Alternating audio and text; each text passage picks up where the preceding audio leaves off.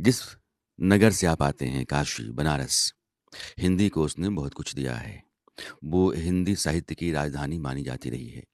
लेकिन उस काशी पर एक गंभीर आरोप है कि बगल में प्रयाग को उसने सायास, योजनाबद्ध तरीके से हाशिए पर धकेला, जहाँ निराला, महादेवी, बच्चन, भारती, अग्गे जैसे साहित्यकार दूधनाथ सिंह तक के।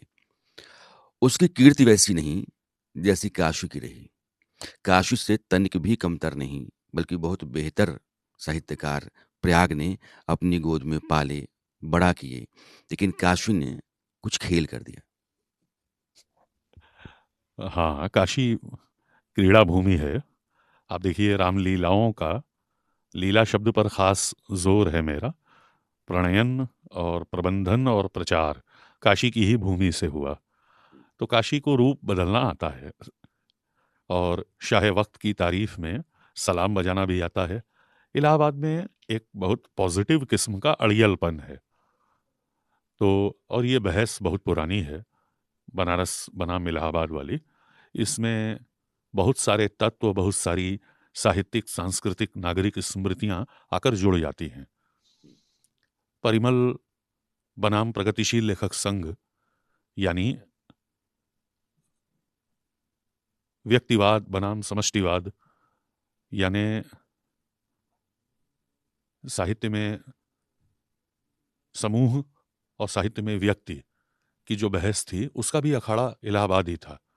लेकिन बनारस उसमें प्रतिभाग करता था और बाज दफा इलाहाबाद को पराजित करता था, इलाहाबाद के हाथों पराजित हो भी जाता था।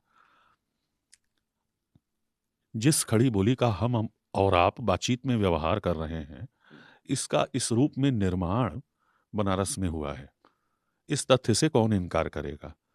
लेकिन अगर आप थोड़ी सी और गवेषणा करेंगे, थोड़ी सी और रिसर्च करेंगे, तो ये पाएंगे कि 19वीं सदी के आखिर में और 20वीं सदी की शुरुआत में आजकल जिस संस्था का प्रमुख मैं हूं, यानी नागरी प्रचारणी सभा, सभा के नेतृत्व में जो हिंदी आंदोलन शुरू हुआ, रेवेन्यू रिकॉर्ड्स यानी सरकारी राजस्व अभिलेखों, दफ्तरों और अदालतों में नागरी लिपि और हिंदी भाषा के प्रवेश को लेकर के जो आंदोलन खड़ा हुआ, तो वो बनारस ने खड़ा किया। लेकिन उसका नेतृत्व एक इलाहाबादी के हाथ में था, जिसका नाम है पूज्यपाद महामना मदन मोहन मालवीय।